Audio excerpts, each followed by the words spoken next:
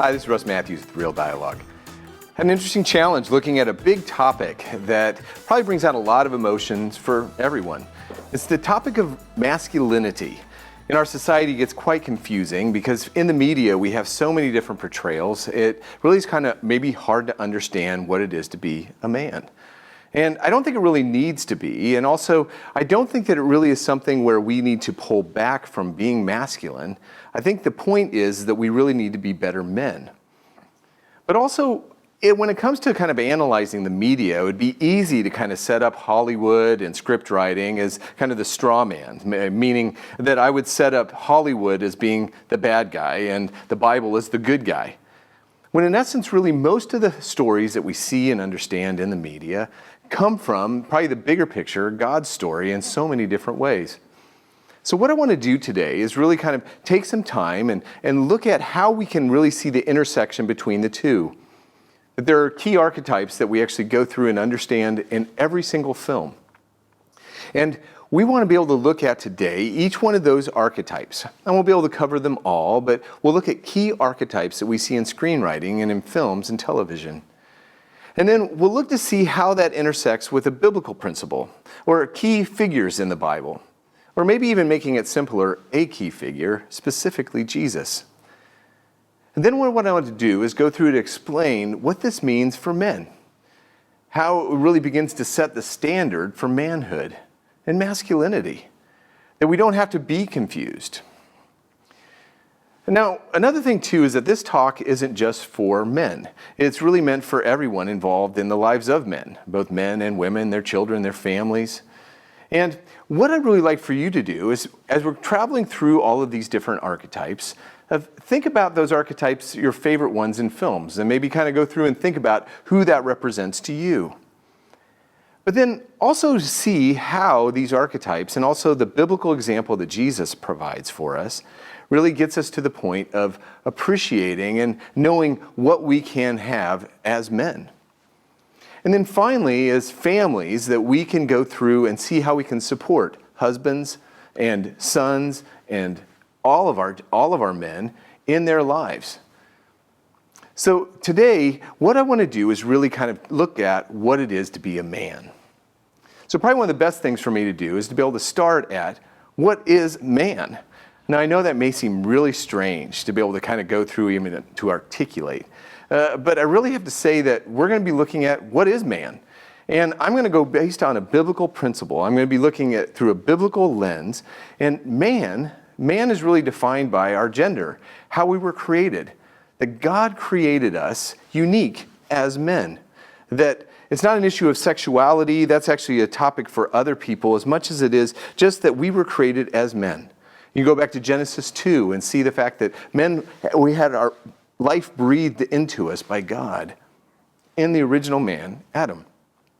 Also that women were created and that there's a value to women as well, and there's a complementary role that we can see in both men and women.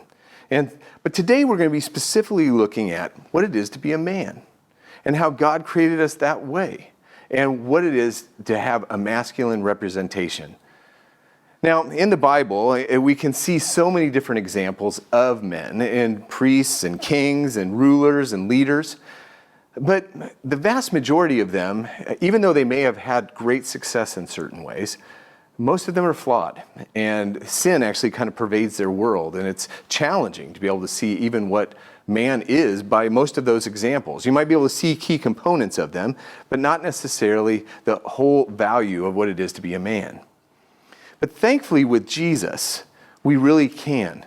Jesus is really the example, the divine depiction of masculinity. And what we can see in the person of Jesus is kind of put them up against all of the different archetypes that we see.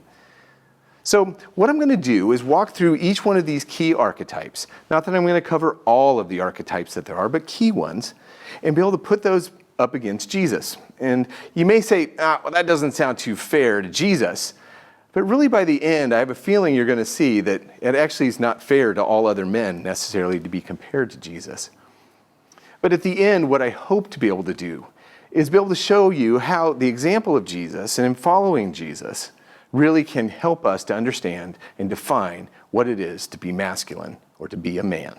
All right, well, we're going to go into all of the different archetypes. We're going to start with the leader. The leader would be someone who's the ruler or the king. The leader archetype strives to be in control and assumes responsibility and shows leadership. His objective is to ensure that order and harmony occur within society. There's a peacemaker aspect to who he is, and also keeping order throughout all of those that he oversees and cares for. What you see in the strengths of the ruler is power, communication, leadership skills. The good king leads his country to battle to be able to protect his subjects, and he risks the dangers of battle himself, and does not randomly send subjects to their deaths. The best of the kings is really a peacemaker, as I said before. The ruler consults with and is a diplomat, works with generals and other leaders of other lands, and really takes care of everyone that's under his authority.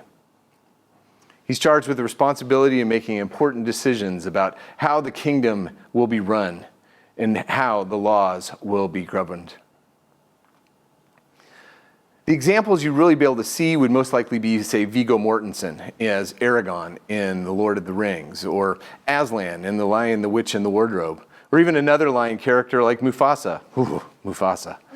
Be able to go through and see that the leader is represented throughout film as ones we can identify with. And see, you need to know is that Jesus is truly the leader or ruler of all. We know in Revelation 19, it actually talks about the fact that he will be labeled as King of Kings and Lord of Lords. Jesus is the ultimate example as a ruler, a leader, a king. He controls who becomes a ruler and he doesn't, and who doesn't. He regulates what the rulers of the earth do, and sometimes holding them back from evil, and sometimes even ordering international events to further his purposes. He has authority to claim citizens for his own kingdom from all the other nations and all the other states of the earth. He's not limited by borders in any way. And he will triumph, and he will bring all of his saving purposes to victory. Christ is ordering the world for the good of his church. Jesus truly is the King of Kings and the good king. All right, the next archetype would be the guardian, the caregiver. The guardian generally shows qualities of compassion, generosity, and protectiveness. It's often part of his motivation is to look after those who can't protect themselves. The key motivation for most caregivers would be to protect the ones that they love at all costs. Their strengths would be a big heart, selfless acts, and also generosity. And interestingly enough, their weaknesses are considered to be that they would see their survival as being less than those that they're trying to protect. They're represented by doctors and parents and angels. They take in strays and they lend helping hand and seek out to all those in need. A great example probably of that would be Oscar Schindler in Schindler's List, played by Liam Neeson. Or we would be able to go through and maybe see Gregory Peck as Atticus Finch in To Kill a Mockingbird. Or probably for all of you out there, probably be able to see Marlin in The Finding Nemo. These are the caregivers. But yet Jesus is really truly the example of the caregiver. You can see in the most famous passage out of John 3:16 is that he came to this earth to care for us, to love us, and by doing it, by giving himself for us. That his work on the cross and also rising again is really the ultimate expression of care. He continually shows us the example of compassion and caring for others with women and children, those with physical needs and ailments, and for the spiritually needy. But most importantly, his care goes to the eternal salvation of all of mankind. He is the ultimate guardian. Not only the guardian, but also the everyman. Now this term may seem a bit strange to some of you, but it's kind of the boy next door. He embodies someone who's sincere, empathetic, and fits in with everybody. It's the personality that just everybody wants to be a part of his club. It's one of those solid virtues that he just desires to be with others and also to help others in so many different ways. The strength of the everyman is that they generally tend to be the chosen one within every group. They're the survivors. They're the ones that really care for the common man. They value dignity of others. And really the traits that really exemplify them would be positivity, love, hope, faith, and loyalty. And they really would represent all men in some way. Jimmy Stewart, in essence, kind of plays this in almost every film. Specifically, you'd be able to say in It's a Wonderful Life. Also, you'd be able to say that Tom Hanks, in almost every single character that he plays, you'd be able to know that he is truly the everyman, from Bridge of Spies all the way through to A Beautiful Day in the Neighborhood. Or Elijah Wood as Frodo in The Lord of the Rings, once again coming back to that classic book. We're able to see that the everyman is really found in so many different roles, and they're the ones that we relate to, the ones that we love. Tom, Jimmy, or even Elijah really kind of represent all this to us. And we want to be them, or we want to be with them. And I think that that's what Jesus really represents. He has no form or comeliness. That really, in Isaiah 53, what we can see and know is that there really wasn't any beauty that drew people to him, but that it was just who he was. We were drawn to him, not because of his physical appearance, but because of who he was and what he had to offer. He was everything to every man and every child and every person. And also he had a band of ordinary and diverse followers, all of those that would desire to be with him and walk with him throughout his life. So after the everyman, we also have the romantic. And now I know that some of you think, what? Romantic? Now this isn't the romantic as far as in romance. This is the one that just kind of lives an optimistic, simplistic, and maybe even good and faithful life. Their strengths are that they want to learn about happiness and also find the truth. The romantics tend to be imaginative, trusting, and hopeful. They also have a tendency towards storytelling and really being able to draw people into and have an enthusiasm about whatever it is that they're striving to do. They're driven by a strong, positive personal values. They too have love, hope, faith, and loyalty kind of at their core. They might even believe in kind of those magical elements. It's kind of like Dorothy in The Wizard of Oz, who actually dreams about the whole story, but in essence really believes it. And also we can go through and see how it also can be exemplified or seen in, again, Tom Hanks as Forrest Gump. Or we can see Walter in The Secret Life of Walter Mitty. Or probably one of my favorite everymen, or actually romantics, would be Emmett in the Lego Movie. He truly is the romantic, as is Jesus, but with a caveat. See, Jesus was optimistic about things, but he also had himself grounded in so many different ways. He's optimistic, but specifically about the future and his followers. See, the two key areas that Jesus was optimistic about things was about the future for the world. Because he knew that in God's future, that it was all in God's hands, and that God would intervene, and all of the evils and all the injustices of the world would be over. Behold, I will create a new heaven and a new earth. This is said in Isaiah 65, and this is what Jesus would be able to know and understand and teach. But it's also an optimistic view for the future. Regardless of the difficulties and challenges of this time and era, we can actually have faith and know that there's an optimistic position that will be as far as the future for those who follow Jesus. The next archetype would be the mentor. The mentor in most films has a tendency to be the sage, or maybe a teacher, or maybe just the expert. They're represented by knowledge and an understanding of kind of truth as well as wisdom. The mentor's motivation is to teach the next generation how to move forward in life. The strengths you'd be able to find in a mentor would be wisdom about the world, a calming presence, and also a good listener. This could definitely be shown in Mr. Spock, you'd be able to see in Star Trek. Also, others you'd see would be Yoda or Obi-Wan Kenobi in the Star Wars series. And then probably one of the best examples of a mentor would be Mr. Miyagi from The Karate Kid. You know, wax on, wax off. The mentoring idea is one of those ideas that we would be able to go through and develop those into the future. And Jesus was the mentor. He's the ultimate mentor. Perhaps the riskiest thing that he ever did was turn his mission over to his disciples. But he did. He said, if anyone will come after me, let him deny himself and take up his cross and follow me. See, Jesus shared his life with those he mentored and equipped. He had frequent and long-term contact with them. He had a warm and loving relationship with each one. The disciples were exposed to the emotions of Jesus. They saw how Jesus, with both problem people and possibility people, how to really work with them.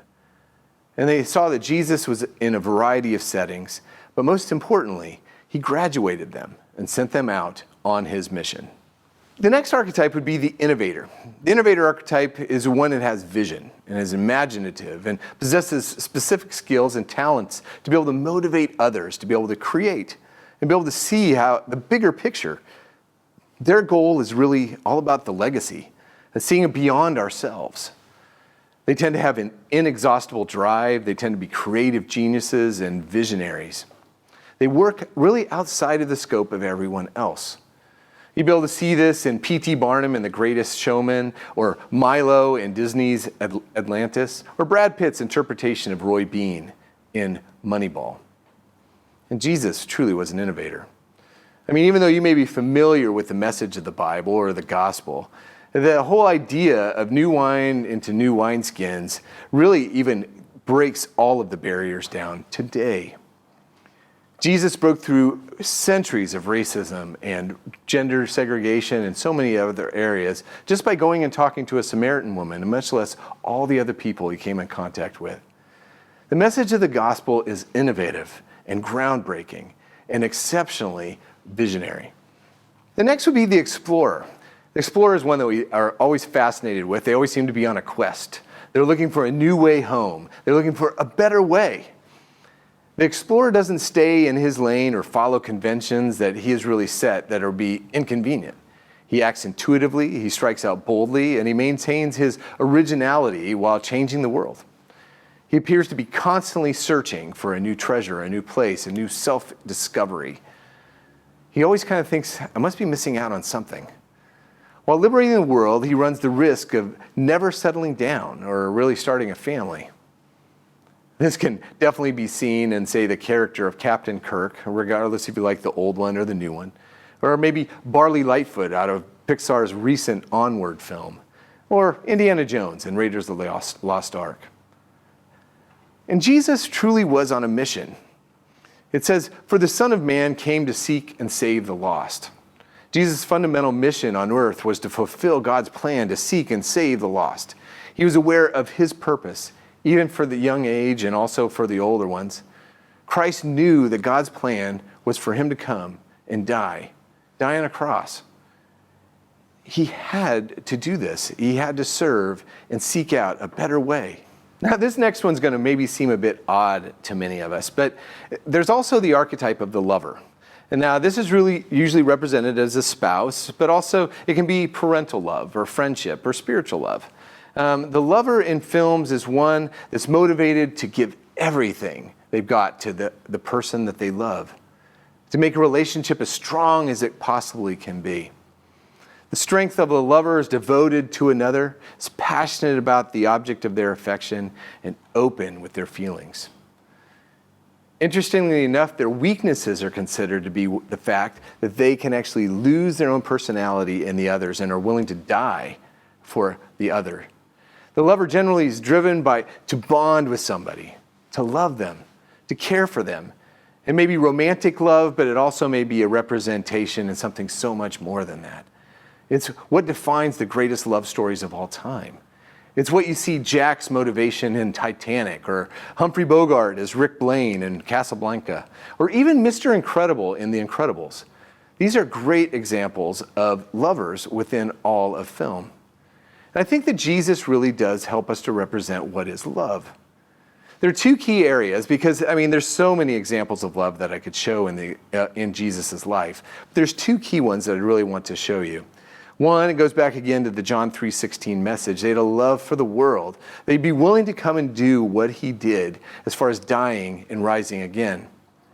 See, nothing that is worshiped today can stand up to what Jesus did, stepping down from the throne of heaven to live among sinful men.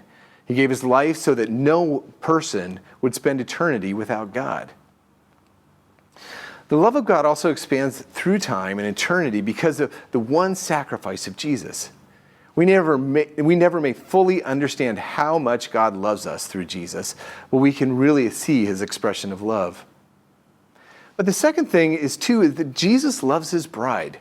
Now, I know that Jesus wasn't married, but it truly is, he has a bride. And the bride is expressed as the church. We can see in Ephesians 5 that he loved the church and gave himself up for her to make her holy, to cleansing her, and also presenting her as a radiant church. The love that he expresses towards his church is a perfect example of a lover, a perfect example of a husband, is a perfect example of a man who loves those that are around him. Jesus was the example of being a lover. Now we move from the lover to the hero. The hero is the one that, pulls out his shirt and has the big S on his chest. Or he's the one that holds out the sword. The traditional hero is the one that goes into battle or leads the people out of Egypt or goes into no man's land. The warrior's motivation really is to save the day. That's what they're for. They're the warrior. They have physical and mental prowess. They're confident. They're collected. They're ready for anything. In Braveheart, we can see William Wallace, played by Mel Gibson, as one of the great examples of the hero. Or even Luke Skywalker in the Star Wars series. And pretty much every superhero film, you can go from Iron Man to Captain America to Superman, represents the heroes. We desire a hero in our lives, and Jesus is the example of the hero. He came as the hero into our lives. It was a compulsion. It was something that he had to do. It was a priority. It was his obligation. Jesus is fixed upon the cross, and there is no possibility of him abandoning that call. He had an unwavering commitment. Jesus is the hero beyond any other. There's no comparison to him. Even if we welcomed in the heroes of our imagination, there's nothing that would compare to that is Jesus. My friends, that's really what it comes down to in the end. Jesus is the man. He's a leader, a caregiver, an everyman, a romantic, a visionary, an explorer, a lover, and a hero. And so much more. My friends, that's where we just kind of begin. But it can tend to be a little overwhelming. I don't know, it was for me when I went through to analyze it. I mean, Jesus is really the divine depiction of manhood. He defines masculinity. See, Jesus encompasses all that I have shared and more. But what does that mean? What does that mean as far as with men? Because, for us to live up to Jesus, as the ruler in our lives, as the lover, the caregiver, I don't know if we can live up to that example. But one thing you need to understand is that ultimately and completely, masculinity is defined by God who makes men. That means you and me. And we want to be real men. To do that, by looking at the example of Jesus, we need to lead. But we need to first learn how to follow. It says, seek first his kingdom and his righteousness, and all these things will be added to you in Matthew 6. See, what we need to do first is follow Jesus, come under his authority and learn from him. But then we do have to lead. We're meant to lead, initiate, be men of action. Assume that it's your job, and hate apathy and reject passivity. As it says, to be strong and let us show ourselves courageous for the sake of our people and for the cities of our God, and make the Lord do what is good in his sight, it says in 2 Samuel. So as men, we also not only supposed to lead, but we're supposed to care. We're supposed to open up our mouth for the mute, for the rights of all the unfortunate, open our mouths, judge righteously, and defend the rights of the afflicted and the needy, as it says in Proverbs 31. We need to see the example of Jesus, and we need to come to the defense of those who need our help. Those that we love and we care for, but also all of those that are in our lives. We also need to relate to others. We need to ask men to commit to brotherhood. We need to be the everyman. As Paul says, it says, to the weak I became weak, that I might win the weak. I have become all things to all people, that by all means I might save some. Also, we're supposed to dream big. We're not supposed to live small lives. Jesus asked men to commit, to be determined, be fully obedient to him. To live for him is to live big because we live for God. But also we need to make sure that we're wise in how we do that. As it says in Matthew, I'm sending you out like sheep among wolves, therefore be as shrewd as snakes and innocent as doves. After this, many of his disciples turned back, but yet we need to understand and know that we aren't to turn back. We're supposed to go forward. We're supposed to live the life that God has for us, and we need to serve him in all that we do. We need to live big, and also we need to mentor. We need to take care of those that are around us. We need to invest in the lives of other men and also our families. We need to be spiritually disciplined, and we need to grow in that discipline. We need to be constantly looking at ways that we can grow, but also how we can invest in the future.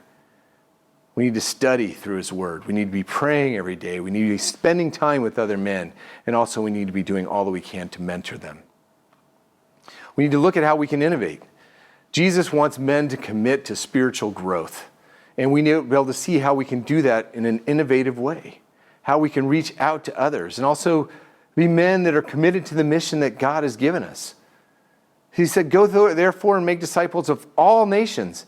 That's huge, but yet it's something that we can do, not because of who we are, but because of who Jesus is in us. Jesus is the example, but also he is wanting us to be a part of the process. We're supposed to stand strong. Don't give in when you're challenged or attacked or criticized. We need to make sure that we're steadfast, immovable, abounding in the work of the Lord, knowing that the toil is not in vain, it is for God, as it says in 1 Corinthians 15. And finally, God's man needs to commit to love and love faithfully, loving our families, our wives, our children, our neighbors, our work colleagues. I mean, it's shown in the greatest of the two commandments that Jesus gives us, to love God and love others. We are to love because we are loved by God. God is love, but also we are meant to love. My friends, I know this all seems quite overwhelming, but also ultimately you need to understand is that we do serve the greatest hero, if you are a follower of Christ, and that we are meant to be the heroes in other people's lives. It's humbling to be able to come under and understand that we are under the authority of Jesus. But also it is a beautiful thing when we actually go forward and actually represent him in the lives of others. That we're able to be the heroes, we take the stand that we can. We are meant to be leaders, caregivers, everymen, romantics, mentors, visionaries, explorers, lovers, and heroes. That's just the beginning. And instead of being overwhelmed by it, being overwhelmed by Jesus is actually throwing it all onto him, trusting him with it, and knowing that he is the ultimate example of manhood. If you want to define it, it's for those of us who actually live for Christ. It says, I have been crucified with Christ, it is no longer I live, but Christ who lives in me. In the life I now live in the flesh, I live by faith in the Son of God who loved me and gave himself for me. Galatians 2. Men, we are not meant to be defined by our culture, the latest trend, or even our favorite superhero. We are meant to be defined by God and his perfect man, Jesus. Instead of being overwhelmed by this list, we need to look at how we can hand it all over to him and embrace our masculinity. The world does not need men to be less masculine, but we need to be better men. Families need men to be better husbands and fathers, and wives and children need real men in their lives, men who they can count on and look up to and be strong and responsible in all that they do. We need to make sure that we're looking to Christ as our example of manhood, and we need to be real men for Christ in the lives of those that we love. Thank you. This is Russ Matthews with Real Dialogue.